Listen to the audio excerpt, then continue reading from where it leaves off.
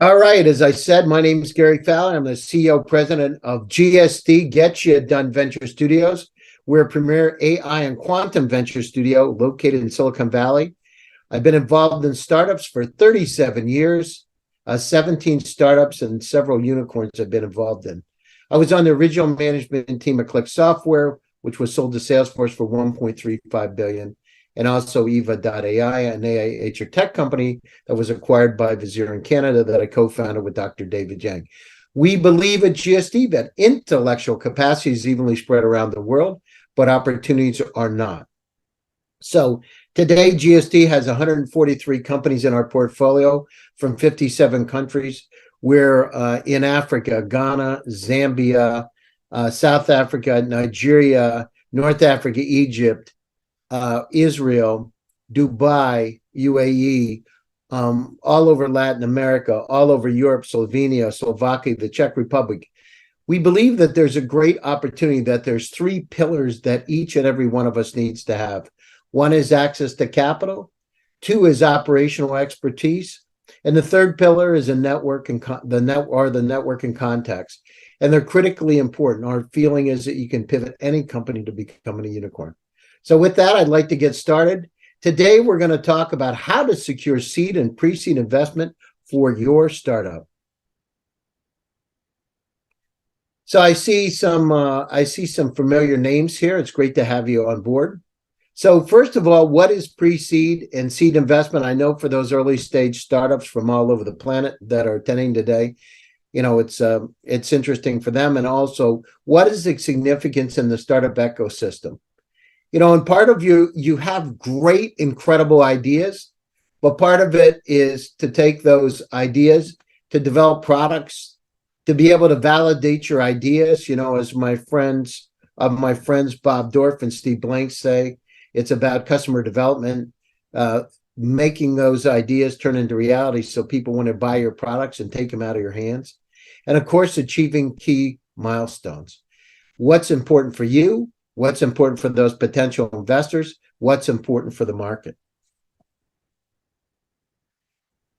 So what is pre-seed? So pre-seed is the initial cash. They say it's from friends, family, fools, angel investors, high net worth individuals. And I want to talk about those high net worth individuals a bit today. But it's the initial funding. It's to be able to help you develop your ideas, to be able to do some research, to go out and build a prototype. It's interesting. You've got a great idea. You've got a lot of credibility. But what you want to do is you want to go down through and take those ideas and turn them to some type of reality. Now, seed funding, on the other hand, is where you have a startup where you're looking for some external funding to prove that the model works, to get those early customers. Again, customer development. One of the things it's important, I'll give you a little hack, is that before you start to really build up too much, you want to take that product, your MVP, your minimal viable product, take it out to the market, test it to make sure it's something that people want. Sometimes, especially with technical founders, sometimes we think we know better than what our potential customers want. We need to make sure that they're willing to grab it out of your hands, and important, that they're willing to pay money for those products or services. So important. If you get a chance, there's the Startup Owner's Manual by Steve Blank and Bob Dorff is really critical. I would take a look at that book. Anyhow, and I also wrote a book about startups going global that Angel, who's online, can send out to you if you'd like. So seed investors are usually angels. I work a lot personally at GSD with family offices from all over the world. The family office investing, from our perspective, is up about 30%. The post-Series A investing is down anywhere from 40 to 70%. But the family office seem to be very, very eager, especially for companies that are using things like generative AI, large language model, multimodal, multi-agent models. The other thing is early stage venture capitalists, and of course, incubators, early stage incubators. So Y Combinator, 500 startups, plug and play. We're venture builders. what we look at is we look for companies that have those ideas, that have some type of product, that have some revenue, and taking those companies global. So when you're preparing for the investment, this is important. You need to make sure you've got your deck so that it can paint pictures with words. It's compelling. People can feel your words. You've got to make sure you identify a target market and clearly articulate what value you're going to bring to those customers, what value you're going to bring to those investors, what value you're going to bring to those partners. You got to make sure when you're out there that you've done enough research on what you have so that you can demonstrate clearly that there is a market opportunity for your product or service. So what does that mean? Go out there, look at the Gartner Group, look at the research report, Forrester, research out there that basically supports your position. The founding team, I call it the rule of threes, but you want to have somebody that can enchant the potential investors, to enchant those partners, to enchant those customers. So having people, so from my perspective, having somebody that's marketing, sales, operational is important. Having somebody that's got that technology background that can build the stuff that we dream about is absolutely important. But the third pillar is having somebody that's got a financial/operations background that can make sure that the company's moving in the right direction. And of course, all this, you need to make sure that you built that minimal viable product. What do I mean by minimal viable product? It's so that you don't over-engineer it and spend too much money and time that basically showcase your solution or the concept you have. MVP. So the relationships with investors, it's really important. You know, you look at it, you having that handshake, having that personal touch, whether you've met the folks one-on-one, is really important because it's all about, you know, your networking contacts again and how they feel about you. A lot of investing is done based on stories, right? 90% of building $1 billion company is storytelling, but you need to get out of the door, go to those events, go to those startup meetings. Don't be shy. Go up and talk to folks. Again, if you've got a team and you're a technology founder, find somebody that's got marketing, sales, business development expertise that can go out, that's not shy, that's extroverted, and go out and talk to those potential partners. Ask them, you know, if they're not the person that invests in your, for instance, if you're doing supply chain, if they're not that person, who do they know? Who can they do an introduction? Is there somebody they think you should talk to? Leverage your network for introductions to investors. Make sure, everybody, you've got your LinkedIn profile up to date, because one of the first things people do today is they look at your LinkedIn profile. Make sure if you got Facebook, though you don't have any nefarious pictures out there, you know, keep it consistent, clear and concise. The other thing is make sure you're writing articles looked at as an industry expert. It's important today because they're going to Google your name. Research and identify investors who focus on seed or pre-seed investments. Go out and use things like Crunchbase. Go out and look through LinkedIn profiles. Go out and from whatever sources you have, make sure from an investment standpoint, that you've got a clear and powerful methodology that's surgically laser precise, focus on the people that not only do seed or pre-seed investments, but actually focus on your particular space. The other thing is pitch competition. So the unicorn battle competition, the plug and play, the Y Combinator, 500 star, on and on and on. I just did one for Koreans. Go out and find those competitions and pitch, because your job is to present it so that it's so beautiful. Again, the people want to grab it out of your hands. Practice your pitching as much as you can. Use your phone, put your phone on a holster, look at yourself, go down through and practice so it feels perfect. So engage with those investors online and engage with them through pitch competitions. So what do we need in creating a compelling pitch? We've got to be clear and concise. Sometimes people put so many words on their decks, you can't even read it. Make sure you communicate the problem you're solving and your unique solution. Be clear and concise. Articulate how big, what is the target market? What is part of that target market that you're going to address? Articulate it clearly and show it. Investors want to grow their money. Show the path for growth, the path to success. Why are you better than everybody else? Showcase your competitive advantage and your competitive leverage for everybody out there. The other thing is, you need to explain how you're going to get to revenue, how you're going to get to profitability, and what is your strategy clearly to be able to monetize it. Because if you come up with something that's interesting, you've developed, that's interesting and exciting, but you can't make money on it, it doesn't matter. Think about what is your monetization strategy. It's not all about free, especially today. It's about how you can create value and money and profit. What are your key milestones that you're going to achieve? What are your future milestones that you're going to achieve? Show them so they feel comfortable. Now, the one thing is, once you do that, they're going to hold your feet to the fire. They're going to want to make sure that you do what you say you're going to do. So I would go down through. So hold on.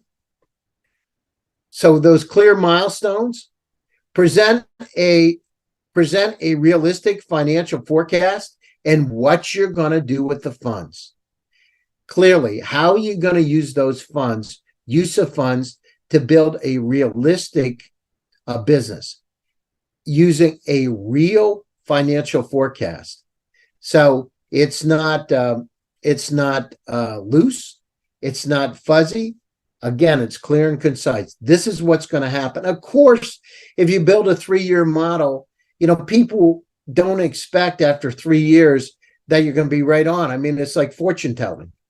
But they want to see that you've got a strategy, a path to success. Your job, each one of you out there, is to clearly show that passage, that direction for success. What are the key components of a comprehensive deck? So, Guy Kawasaki does a tremendous job with his rules of building PowerPoint presentations. I strongly suggest you just Google Guy Kawasaki and building PowerPoint presentations. He does a great job about fonts and the content. But the first thing is, what is the problem and what is the value proposition? Also, from my perspective, and I would move this up even more, but your team, why your team is that team that's going to win. Why that team is going to be better than anybody else on the planet. Why that team is going to be successful. Your team and key personnel. You don't need to go down through and create paragraphs about each person. Just bullet points, the highlights. 2 exits, graduated from IIT in India, those kind of things. But make sure that those nuggets, those words are very, very powerful and add to the story. Your market analysis and target audience. What market? What is the target audience? Your product or solution overview. Again, I talked about monetization and the business model. What do the competitive landscape look like, and how are you going to be different than those competitors? If you've got revenue, if you got traction, I must say that is incredible, because it shows that what you do, it shows that you got product market fit, and it shows that you're on the right path. Traction and milestones. Even if it's $5,000, $2,000, $10,000 a month, it shows you're heading in the right direction. The other thing you want to show is you're going to have continual growth. right? They don't want it up and down and all the time. 1 month 2,000, next month 5, the next month 1. They want to show some consistency. I talked about the team and key personnel, and I talked about Gary's rule of threes. Have somebody that's got marketing, sales, business development expertise that can present and compel folks. Have somebody that's got a course of technology background that can make those dreams real, and somebody else that can tie it together, an operations person. Your financial projections and funding requirements. So these are the steps that I use.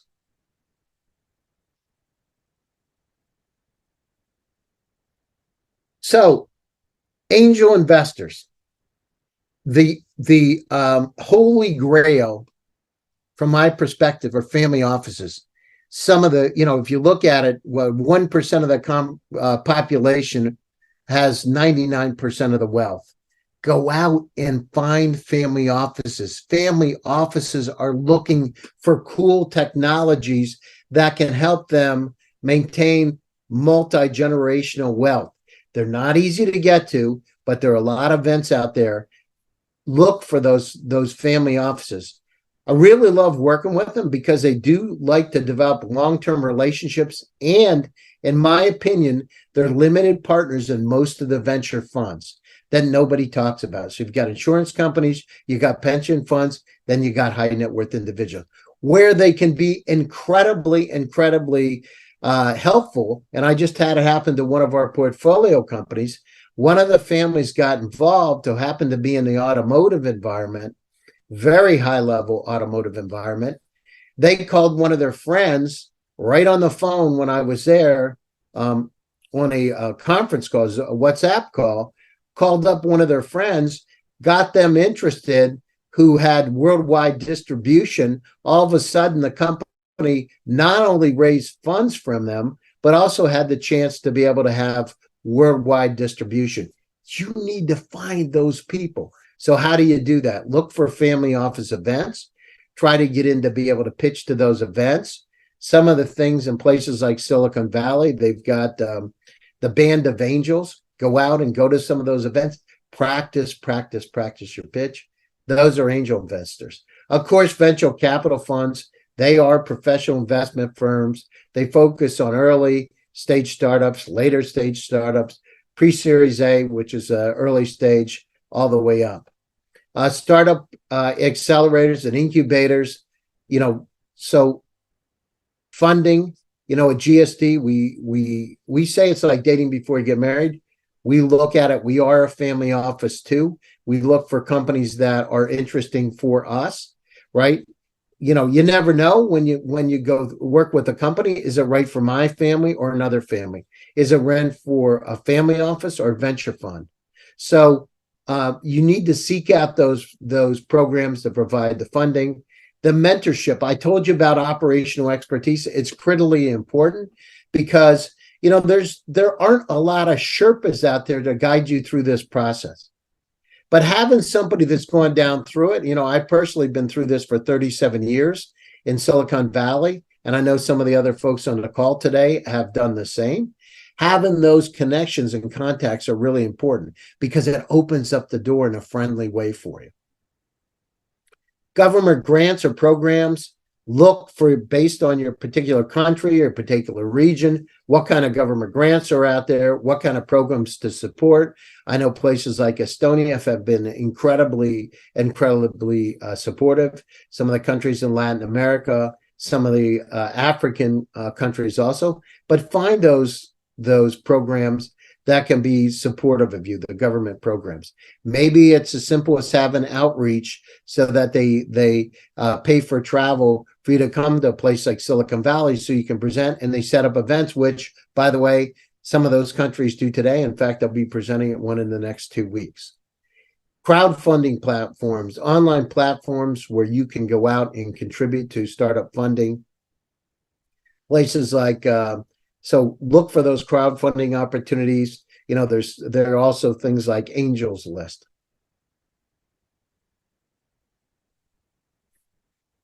So in terms of, what are the steps? And again, I called, this is keep it simple, stupid, the KISS principle. So submit an application or pitch deck, but remember, it is best to have a warm introduction, because if you have a warm introduction and somebody says, listen, I like this deck, take a look at it, you're going to be much more likely, that VC is going to be much more likely, or angel investor or family office, to take it seriously. Use a trusted network. They go down through and they do the initial screening and the due diligence. Is this interesting for a firm or not? Do the financials look interesting for us? And that's just from a first glance, or not?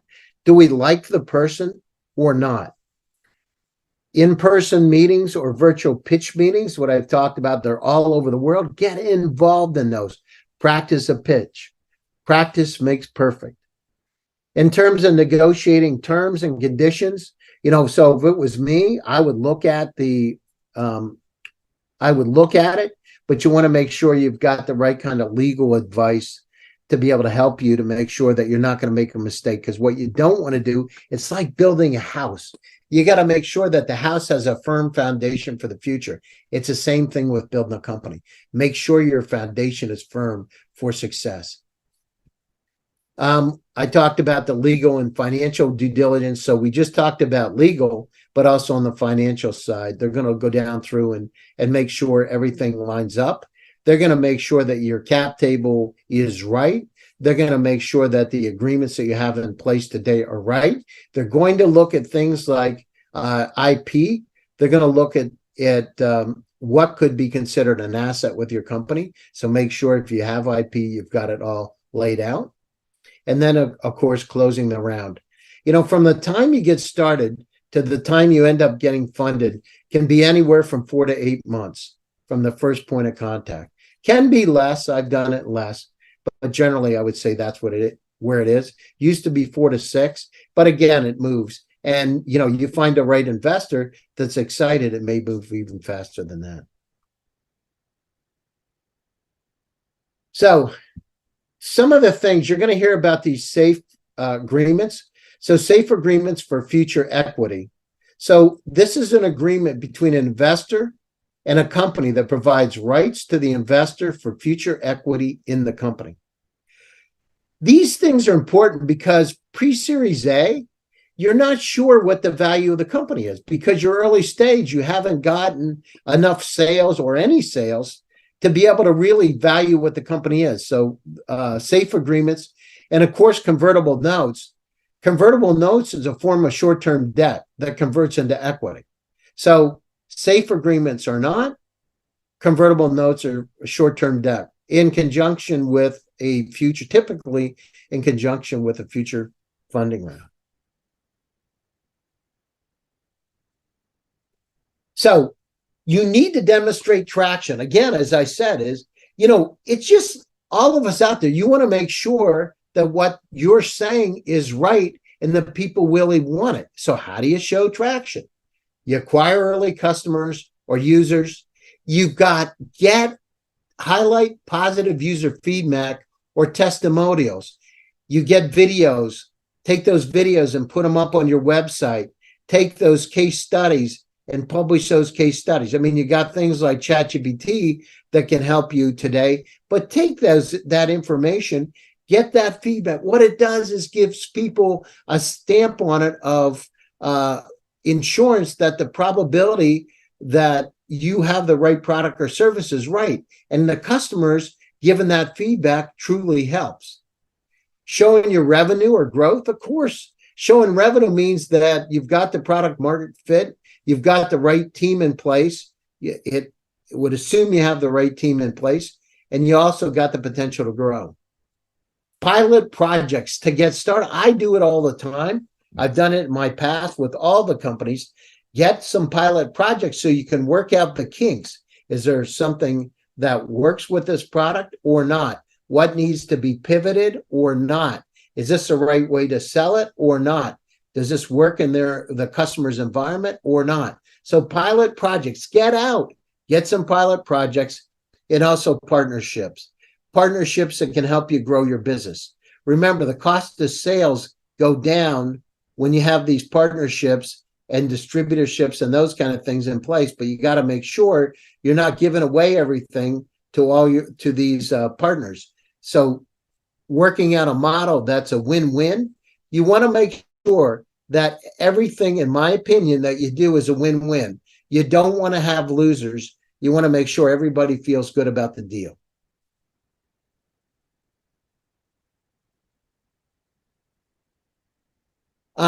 Key investment considerations and terms that entrepreneurs should be aware of. So what kind of ownership percentage do you have? How much equity in the company?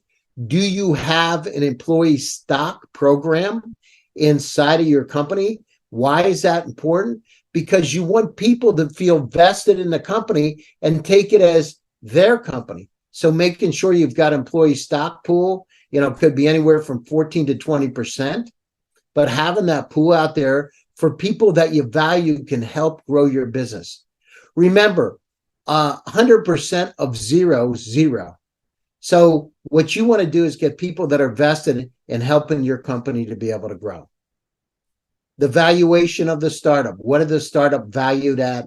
One of the things that you can do that I've done is I look at similar companies that could be interesting, that could be compared to my company and shown how they've grown, and use that as a track to how we could potentially grow. So something out, this is kind of like real estate. You look for comparables, but something to be able to value it, or the growth of the market, how fast the market's growing. What is the investment amount and what are they going to be the funding milestones? So we're all on the same page when you're having those board meetings and you're discussing the company. You've set up the right kind of milestones. So what you have to do is make sure that you spend time setting those milestones. And guess what? In life, it's about pivoting. Sometimes it doesn't stay the same, but if it doesn't, talk about why and why this new road or path is going to work. Investor rights and board representation. Be very, very careful in terms of the board. What happens is you want to make sure that, first of all, you have smart investors that can help you grow the business. It's not just about the money. It's about being able to grow your business. So make sure when you look at your board that they're going to be a partner. It's like being married. You're with that partner anywhere from 5 to 7 years, and you want to make sure that that's the right kind of partner. So board representation is important. The one thing is you don't want to lose control of your company. So you got to think about that. So make sure when you're going down through these kind of things, if you have a lawyer friend that can go down through, a lawyer on board that can give you guidance, it's critically important. And also, what are the rights of the investors? As they want to make sure their rights are protected, you want to make sure that you're also protected as a company. So look at those investor rights, look at the board representation, look at the funding milestones, the valuation of the company, equity stake, and ownership percentage. So Q&A, if you want to put some things in chat, I'm happy to talk to you. So you can ask your questions in chat. Yes, we will get a link to the recording.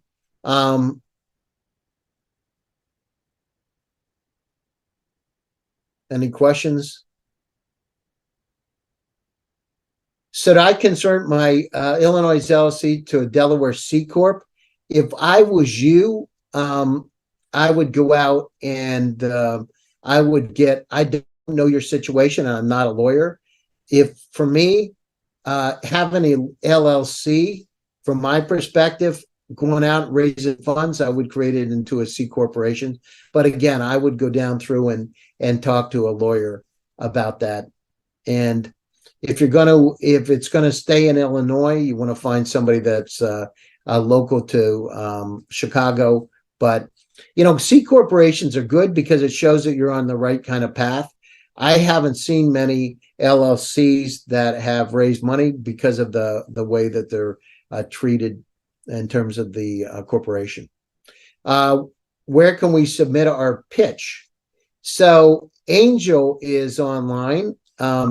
So Angel is running my super scaler, GSD. So we pick anywhere from 4 to 6 companies every 17 weeks. We put them in GSD. The companies that we have a little bit different model in terms of GSD. So generally the companies have revenue. Our thing is using those 3 pillars we're talked about is how to be able to take a company and turn it into a unicorn. We have 143 companies we've worked with, I said, from 57 countries around the world. From $0 revenue, one of my companies is from MIT, an MBA from MIT, all the way up to and including companies that have over $150 million in revenue. In fact, one of our companies right now is raising $100 million. So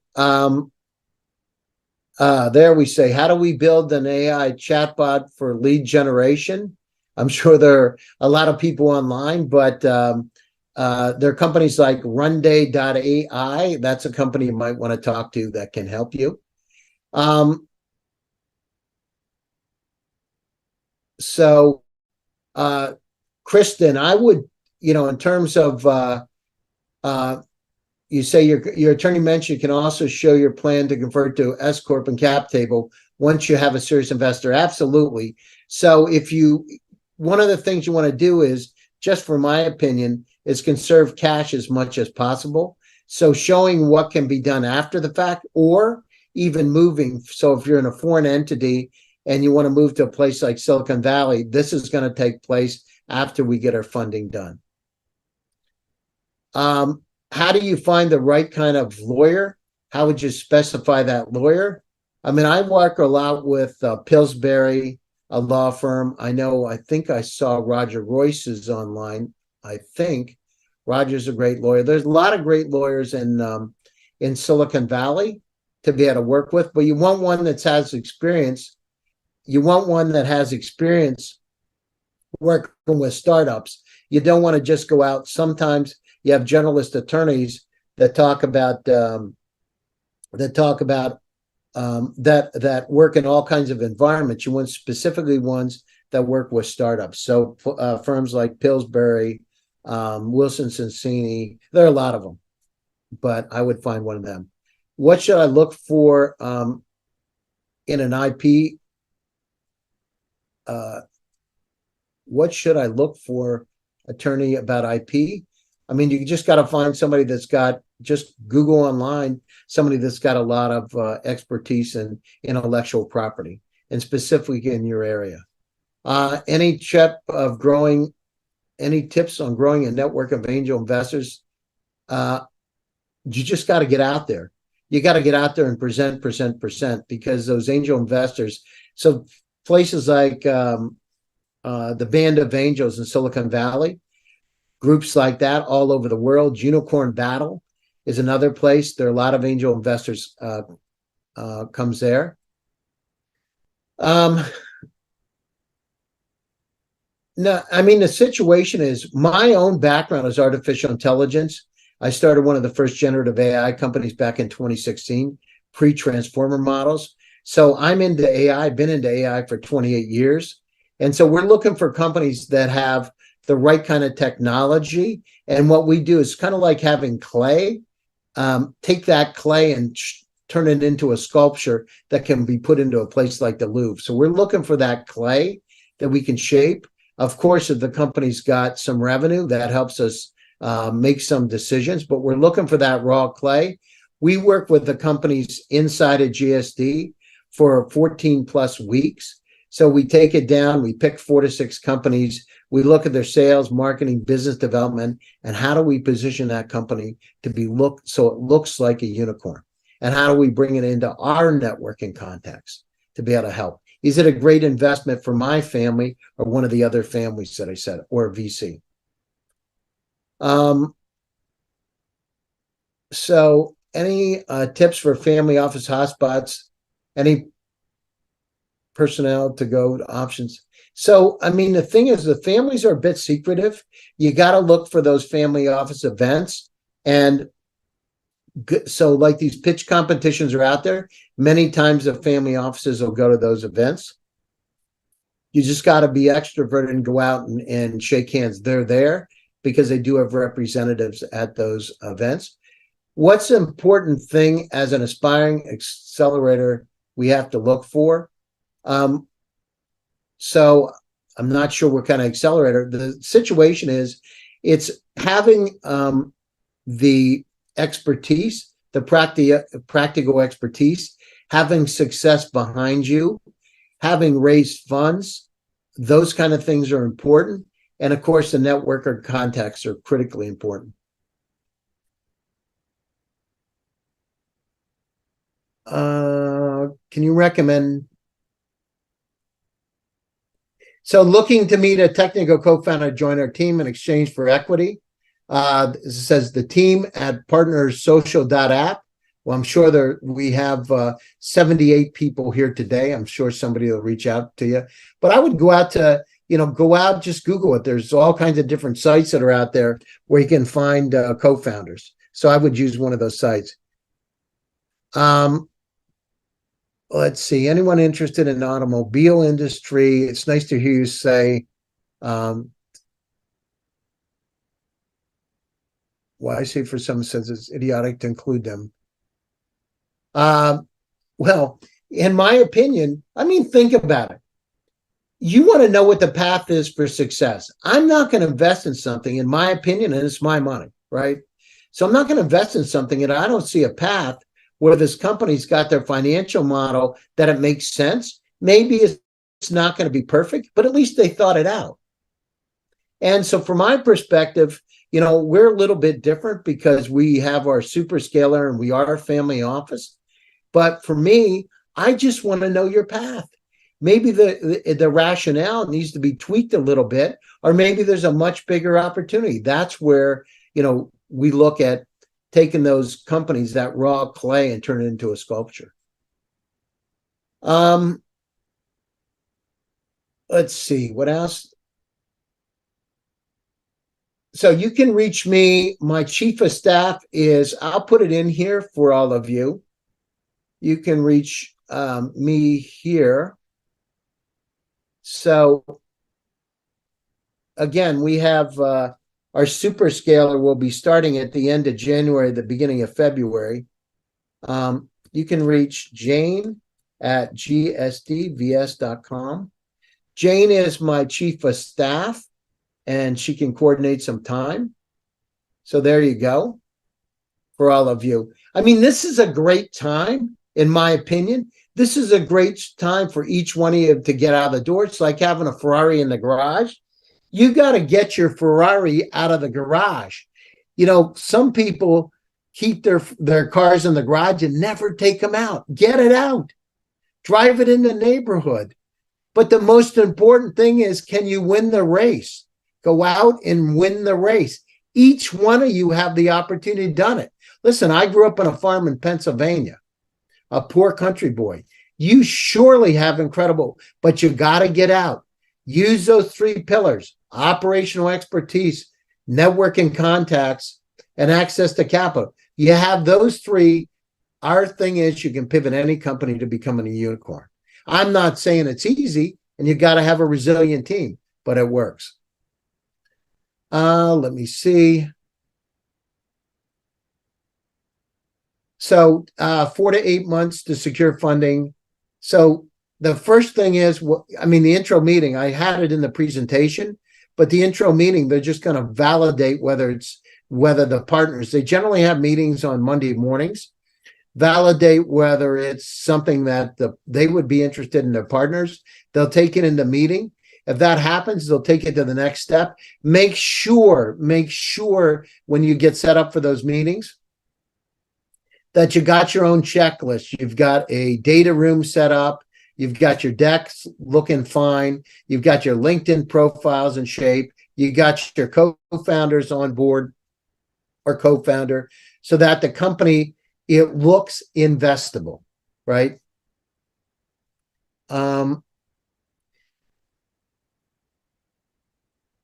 Let's see, what else? What other questions do we have?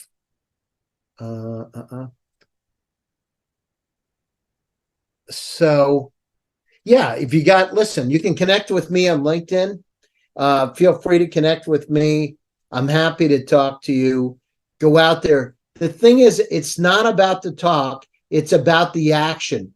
Each one of you control your destiny. Get out of the door, start talking to people. It's not about just developing product, it's about building an incredible story. 90% of what building $1 billion company is your story. 90%, in my opinion, of getting funding is being an incredible storyteller. Each one of you have to be able to do that. There, I say somebody's connect with me if you're Abrar, if you're looking for VC funding. So listen, it's never easy. I've gone down and I've done this for 37 years. We took a company called IET from Israel. We brought it to the U.S. I was hired by Oak Investment Partners in Palo Alto. We changed the company's name to ClickSoftware. We did an IPO on NASDAQ. It was bought by SalesForce for $1.35 billion. If we can do it, you can each do it.